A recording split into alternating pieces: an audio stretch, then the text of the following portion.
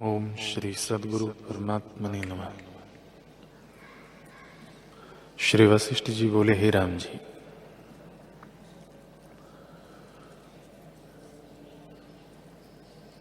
जब वासना नष्ट होती है तब निष्कलंक आत्म तत्व ही भासित होता है।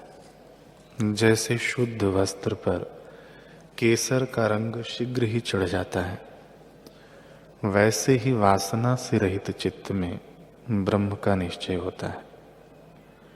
हे राम जी, आत्मा सब प्रकार की कलना से रहित है और तीनों काल में नित्य, शुद्ध, सम और शांत रूप है। जिसको ज्ञान होता है वह जानता है कि मैं ब्रह्म हूं और सर्वदा सब में, सब प्रकार, सब घटपट आदि जो जगत जाल है उसमें मैं ही ब्रह्म आकाशवत व्याप रहा हूं।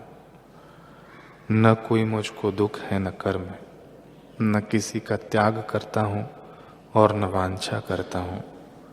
सर्व कलना से रहित निरामय हूं। मैं ही रक्त, पीत, श्वेत और श्याम हूं और रक्त, मांस, अस्थि का शरीर भी मैं ही हूं।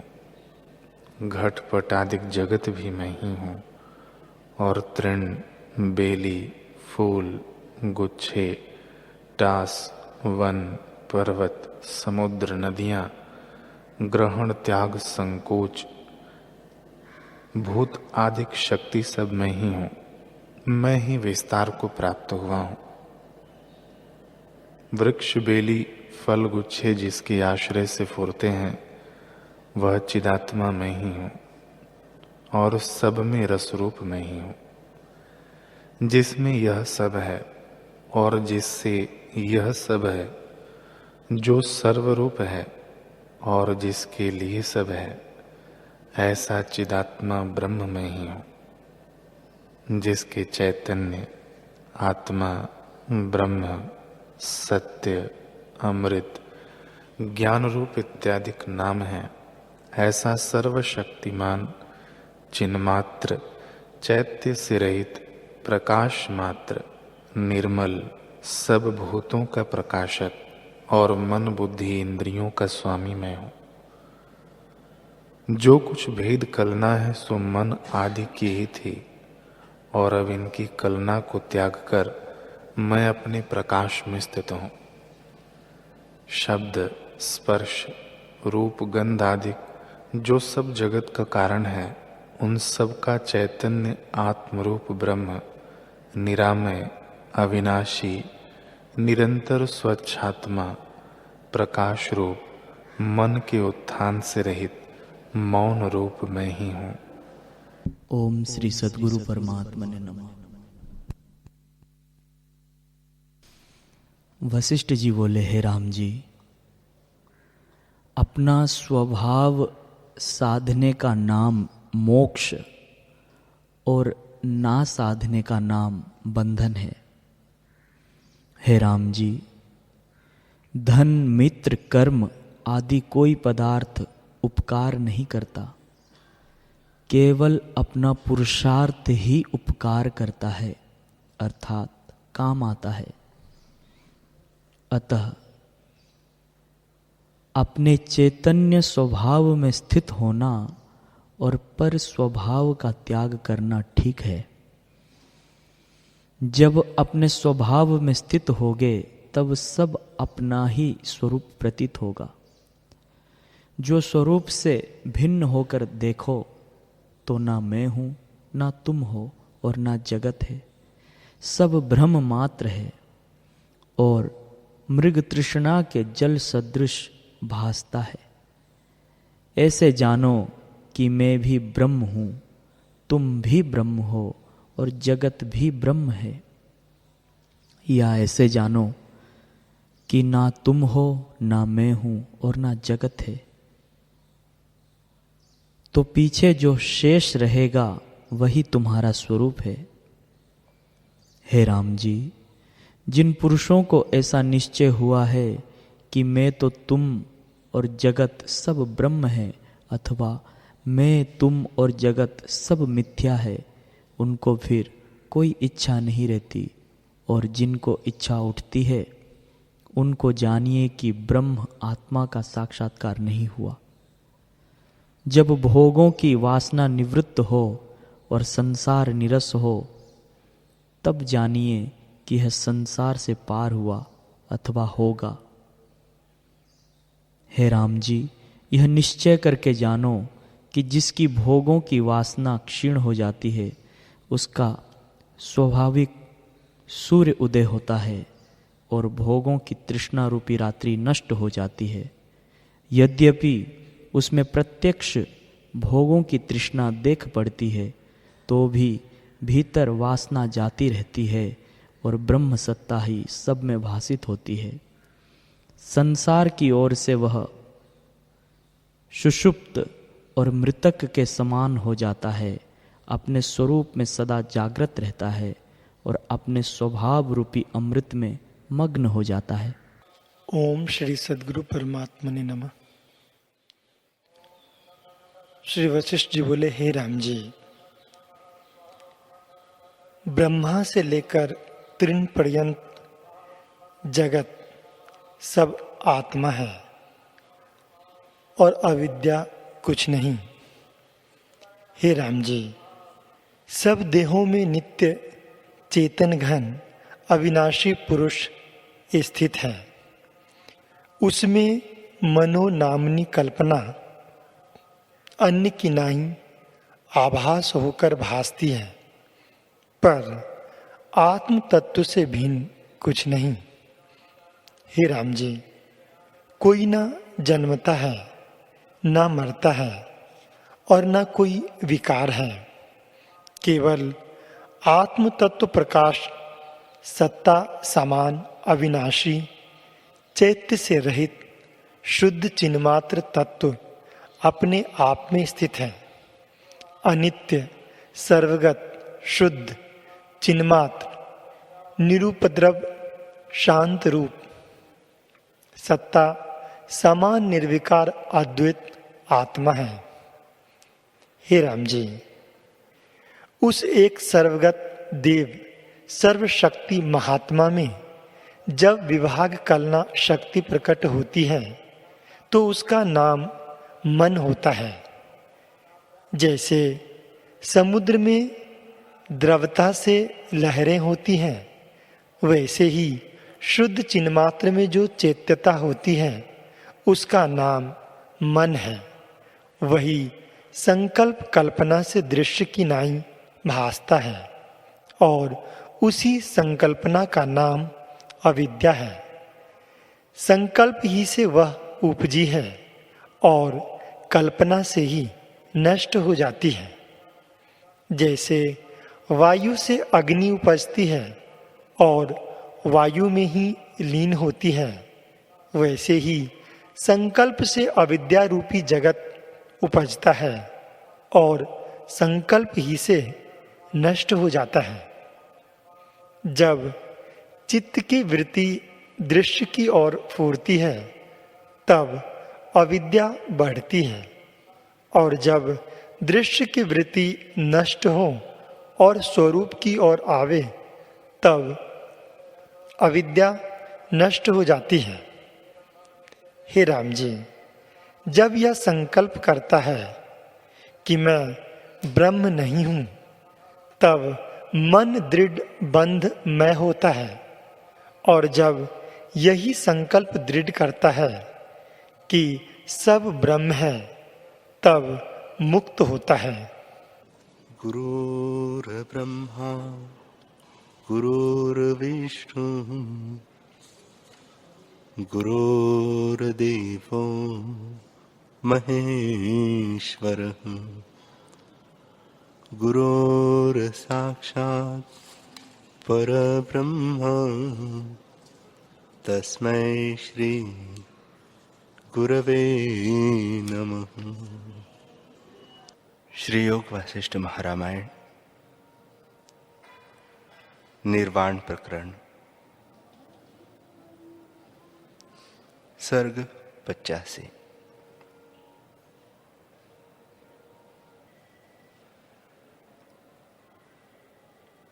श्री वशिष्ठ जी बोले, हे रामचंद्र जी, जब चुड़ाला इंद्र का छल कर चुकी है, तब विचारने लगी है कि ऐसा चरित्र मैंने राजा को मोहने के निमित्त किया, तो भी राजा किसी में नहीं बंधा और ज्यों का त्यों रहा। बड़ा कल्याण हुआ कि राजा सत्ता समान में स्थित रहा, इससे बड़ा आनंद हुआ।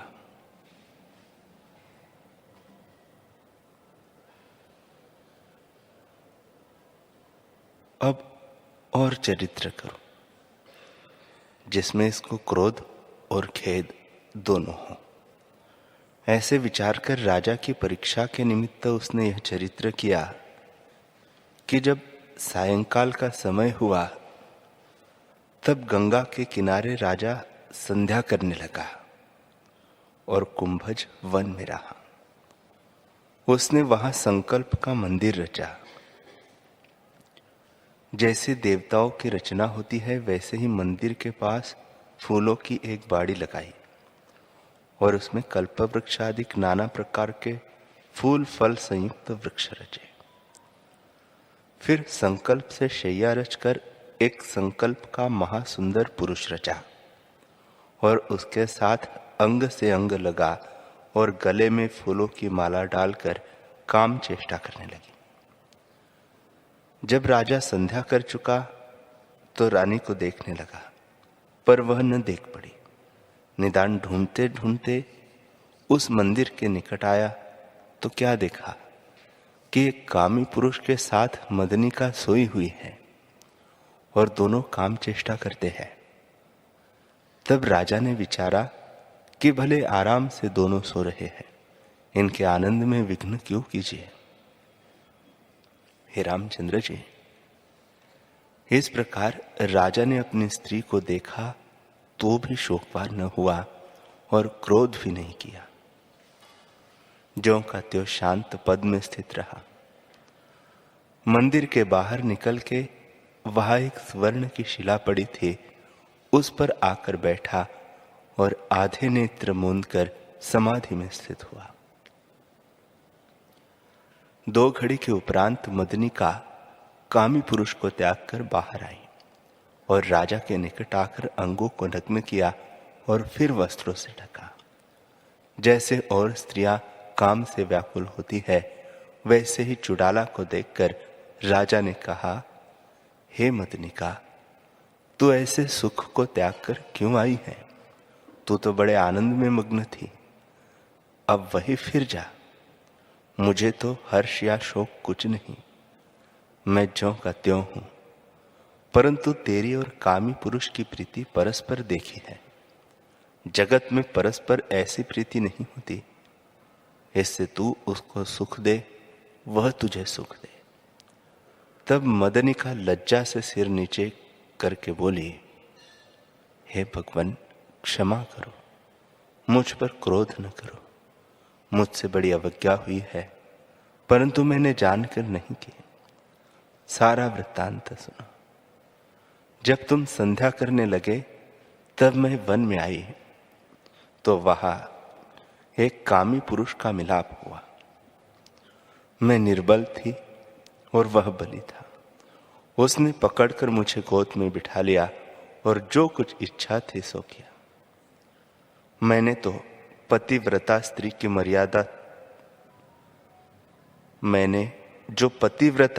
मर्यादा थी, उसके अनुसार उस पर क्रोध किया और उसका निरादर किया और पुकार भी की। ये तीनों पतिव्रता की मर्यादा है, सो मैंने की, परंतु तुम दूर थे और वह बली था। मुझसे उसने जबरदस्ती की। हे भगवान, मुझ में कुछ दोष नहीं, इससे तुम क्षमा करके क्रोध न करो।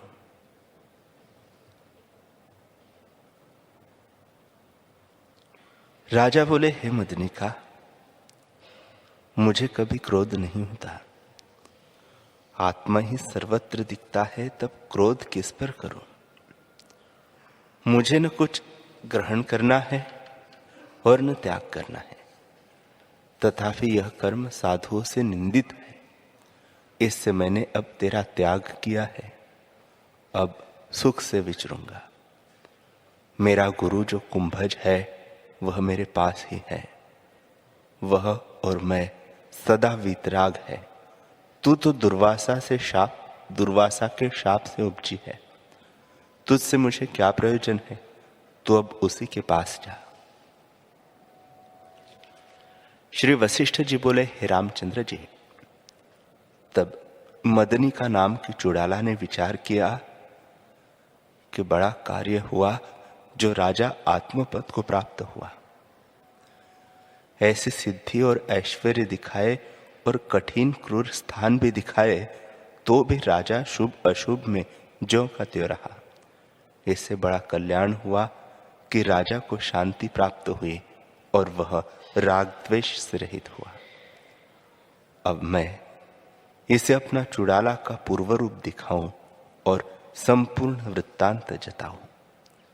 ऐसे विचार कर जब मदनी का शरीर से चुड़ाला रूप में भूषण और वस्त्र सहित प्रकट हुए, तब राजा उसे देखकर महा आश्चर्य को प्राप्त हुआ और ध्यान में स्थित होकर देखा कि यह चुड़ाला कहां से आई है। फिर पूछा, हे देवी, तू कहां से आई है? तुझे देखकर तो मैं आश्चर्य को प्राप्त हुआ हूं, क्योंकि ऐसी तो मेरी स्त्री चुड़ाला थी। तो यह किस निमित्त आई है और कब की आई है? चुड़ाला बोली, हे भगवान, मैं तुम्हारी स्त्री चुड़ाला ही हूं और तुम मेरे स्वामी हो। हे राजन, कुंभज से लेकर इस चुड़ाला शरीर तक सब चरित्र मैंने तुम्हें जगाने के निमित्त किए हैं। तुम ध्यान में स्थित होकर देखो कि ये चरित्र किसने किए हैं। मैंने अब पूर्व का चुड़ाला का शरीर रखा है। हे रामचंद्र जी, जब ऐसे चुड़ाला ने कहा तब राजा ध्यान में स्थित होकर देखने लगा और एक मुहूर्त तक ध्यानस्थ रहकर सब वृत्तांत जान लिया। उसके उपरांत राजा ने आश्चर्य को प्राप्त होकर नेत्र खोले और रानी को कंठ से लगा लिया। निदान दोनों ऐसे हर्ष को प्राप्त हुए जो सहस्त्र वर्ष पर्यंत शेषनाग उस सुख को वर्णन करे तो भी न कह सकेंगे। वे ऐसे सत्ता समान में स्थित होकर शांति को प्राप्त हुए जिसमें क्षोभ कभी नहीं होता। राजा और रानी दोनों कंठ लगकर मिले। इससे अंगों में उष्णता उपजी थी। इस कारण धीरे धीरे उन्होंने अंग खोले। हर्षित होकर राजा की रोमावली खड़ी हो आई और नेत्रों से आंसू बहने लगे। ऐसी अवस्था में राजा बोला, हे देवी, मुझ पर तुमने बड़ा अनुग्रह किया है। तुम्हारी स्तुति मैं नहीं कर सकता। जो कुछ संसार के पदार्थ है वे सब मायामय और मिथ्या है। तुमने मुझे सतपथ को पहुंचाया है। ऐसे मैं तुम्हारी कहां तक प्रशंसा करूं? हे देवी, मैंने अब जाना कि मैंने जो राज्य का त्याग किया वह और इस चुड़ाला के शरीर पर्यंत सब तुम्हारे ही चरित्र है। तुमने मेरे वास्ते बड़े कष्ट सहे और बड़े यत्न किए। आना और जाना, शरीर का स्वांग भरना और उड़ना इत्यादि में तुमने बड़ा कष्ट पाया है और बड़े यत्न से मुझे संसार समुद्र से पार करके बड़ा उपकार किया है। तुम धन्य हो। जितनी देवियां अरुंधति, ब्रह्मणी, इंद्राणी, पार्वती, सरस्वती और श्रेष्ठ कुल की कन्या और पतिव्रता है, उन सब से तुम श्रेष्ठ हो। जिस पुरुष को पतिव्रता प्राप्त होती है उसके सब कार्य सिद्ध होकर उसे बुद्धि, शांति, दया, शक्ति, कोमलता और मैत्री प्राप्त होती है। हे देवी, मैंने तुम्हारे प्रसाद से शांत पद को प्राप्त किया है। अब मुझे कोई क्षोभ नहीं है। ऐसा पद शास्त्रों और तप से भी नहीं मिलता। चुड़ाला बोली, हे राजन, तुम काहे को मेरी स्तुति करते हो? मैंने तो अपना कर्तव्य किया है। हे राजन, तुम राज्य का त्याग कर वन में मोह अर्थात अज्ञान को साथ लिए आए थे। इससे नीच स्थान में पड़े। जैसे कोई गंगा जल त्याग कर कीचड़ के जल को अंगीकार करे, वैसे ही तुमने आत्मज्ञान और अक्रिय पद का त्याग कर तप को अंगीकार किया था। जब मैंने देखा कि तुम कीचड़ में गिरे हो, तो मैंने तुम्हें निकालने के लिए इतने यत्न किए हैं। हे राजन, मैंने अपना कर्तव्य किया है। राजा बोले, हे देवी, मेरा यही आशीर्वाद है कि जो कोई पतिव्रता स्त्री हो, वे सब ऐसे कार्य करे जैसे तुमने किए हैं। जो पतिव्रता स्त्री से कार्य होता है, वह और से नहीं होता। हे देवी, अरुंधति आदि जितनी पतिव्रता स्त्रियां हैं, उनमें तुम प्रथम गिनी जाओगी। मैं जानता हूं कि ब्रह्मा जी ने क्रोध कर तुम्हें इस निमित्त उपजाया है कि अरुंधति आदि देवियों ने जो गर्व किया होगा, उस गर्व को मिटावे। ऐसे हे देवी, तुम धन्य हो। तुमने मेरे ऊपर बड़ा उपकार किया है। हे देवी, तुम मेरे अंग से लगो। तुमने मेरा बड़ा उपकार किया है। हे रामचंद्र जी, ऐसे कहकर राजा ने रानी को फिर कंठ से लगाया, जैसे नेवला और नेवली मिले और मूर्ति किनाई लिखे हो। चुड़ाला बोली, हे भगवान, एक तो मुझसे यह कहो कि ज्ञान रूप आत्मा के एक अंश में जगत लीन हो जाते हैं, ऐसे तुम हो। अपने को अब तुम क्या जानते हो? अब तुम कहां स्थित हो? राज्य तुम्हें कुछ दिखाई देता है या नहीं? और अब तुम्हारी क्या इच्छा है? शिखर ध्वज बोले, हे देवी, जो स्वरूप तुमने ज्ञान से निश्चित किया है, वही मैं अपने को जानता हूं और शांत रूप हूं। इच्छा अनिच्छा मुझको कोई नहीं रही, केवल शांत रूप हूं। हे देवी, जिस पद की अपेक्षा करके ब्रह्मा, विष्णु और रुद्र की मूर्तियां भी शोक संयुक्त लगती है, उस पद को मैं प्राप्त हुआ हूं, जहां कोई उत्थान नहीं, जो निष्किंचन है और जिसमें किंचित मात्र भी जगत नहीं। मैं जो था वही हुआ हूं, इससे अधिक और क्या कहूं? हे देवी, तुमने संसार समुद्र से मुझे पार किया है, इससे तुम मेरी गुरु हो।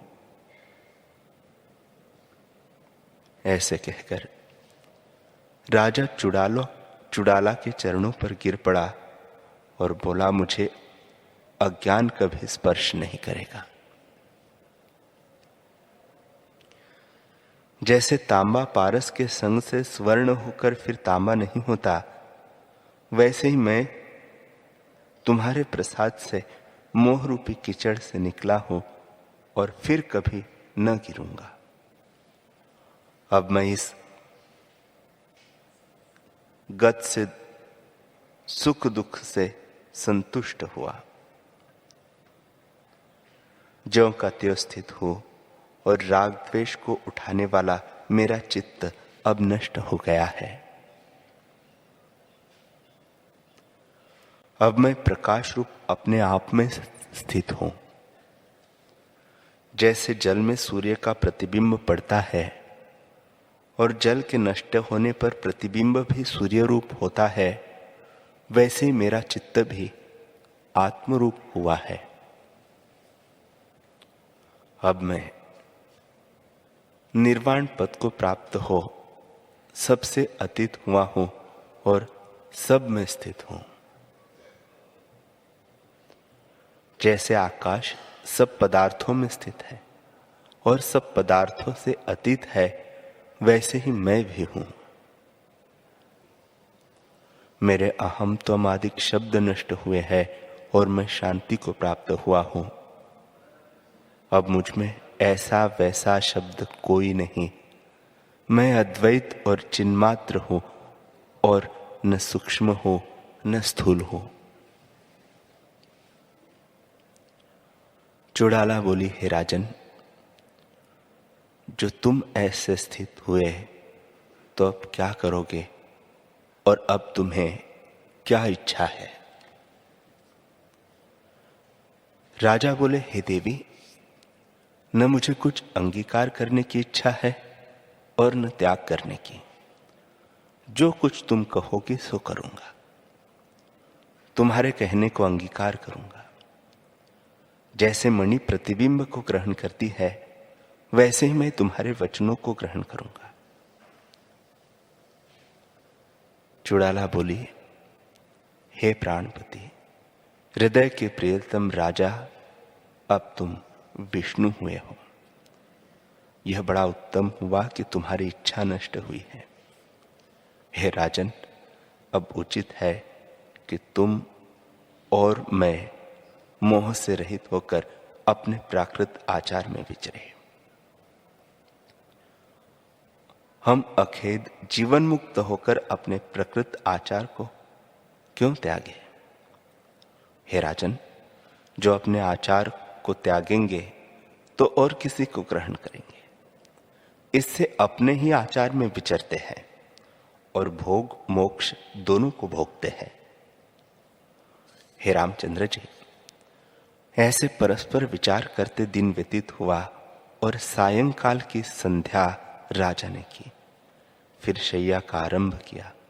उस पर दोनों सोए और रात्रि भर परस्पर चर्चा की करते करते एक क्षण की नई रात्रि बिताई।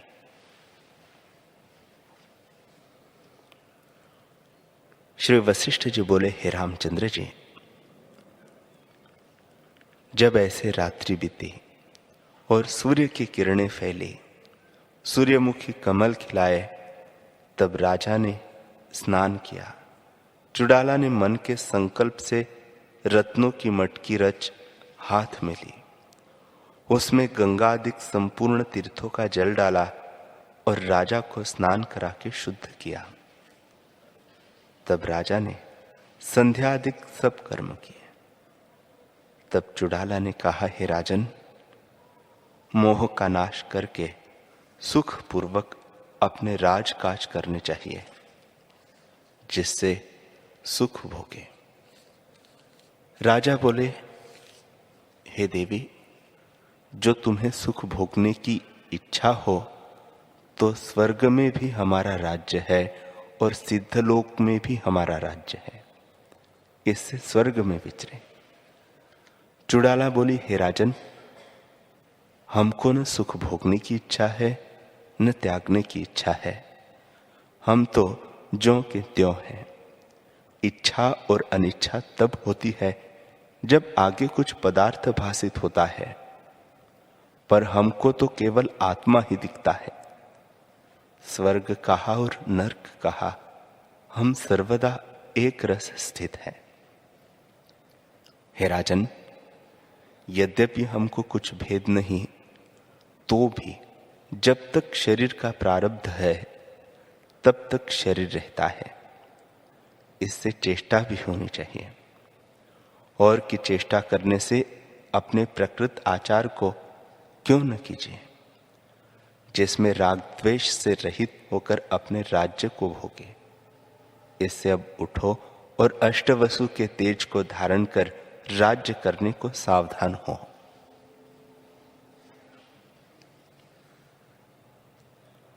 राजा ने कहा, बहुत अच्छा, और अष्टवसु के तेज संयुक्त ही बोला, हे देवी, तुम मेरी पटरानी हो और मैं तुम्हारा भर्ता हूं, तो भी तुम और मैं एक ही है। राज्य तब होता है जब सेना भी हो, इससे सेना भी रचो। इतना सुन चुड़ाला ने संपूर्ण सेना और हाथी, घोड़े, रथ, नौबत, नगारे, निशान इत्यादि राज्य की सामग्री रची और सब प्रत्यक्ष आगे आकर स्थित हुए। नौबत, नगारे, तुरही और शहनाई बजने लगी और जो कुछ राज्य की सामग्री है वे अपने अपने स्थान में स्थित हुए।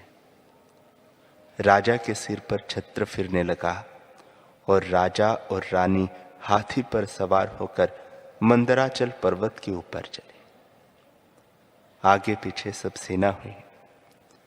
राजा ने जिस जिस जगह पर तप किया था सो रानी को दिखाता गया कि इस स्थान में मैं इतने काल रहा हूं, इसमें इतने काल रहा हूं।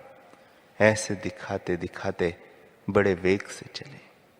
मंत्री, पूर्ववासी और नगरवासी राजा को लेने आए और बड़े आदर से पूजन किया। इस प्रकार दोनों अपने अपने मंदिर पहुंचे। 8 दिन तक राजा से लोकपाल और मंडलेश्वर मिलने को आते रहे।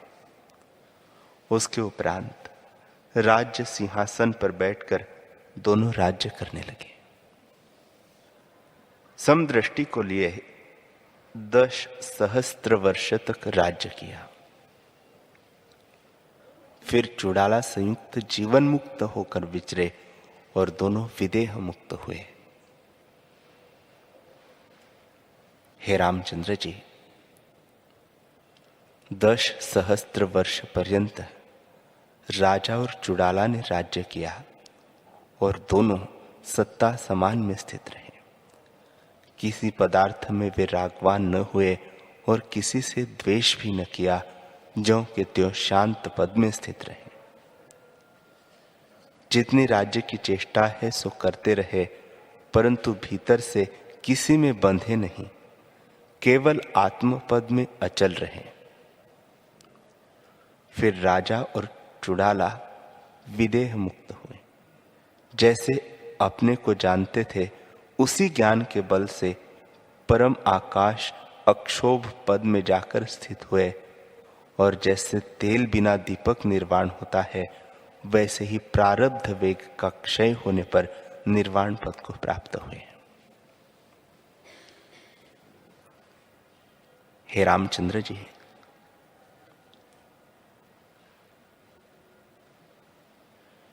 जैसे शिखर ध्वज और चुड़ाला जीवन मुक्त होकर भोगों को भोगते विचरे हैं, वैसे ही तुम भी राग द्वेष से रहित होकर विचरो।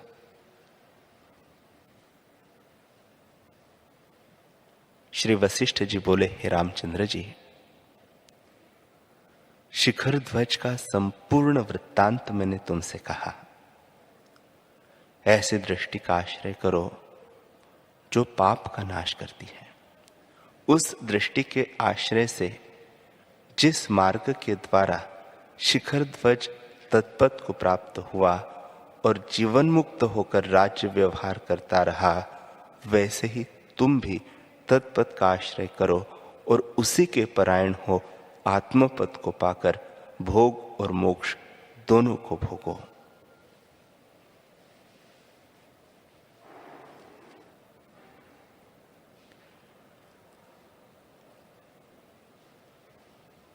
हरि ओम।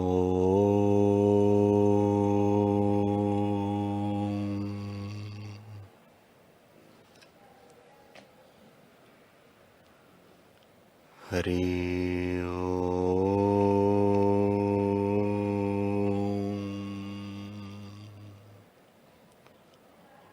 ओम। सहना भवतु, सहनौ भुनक्तु, सह वीर्यं करवावहै, तेजस्विनावधीतमस्तु मा विद्विषावहै। ओम शांति शांति शांति। श्री सद्गुरुदेव भगवान की जय।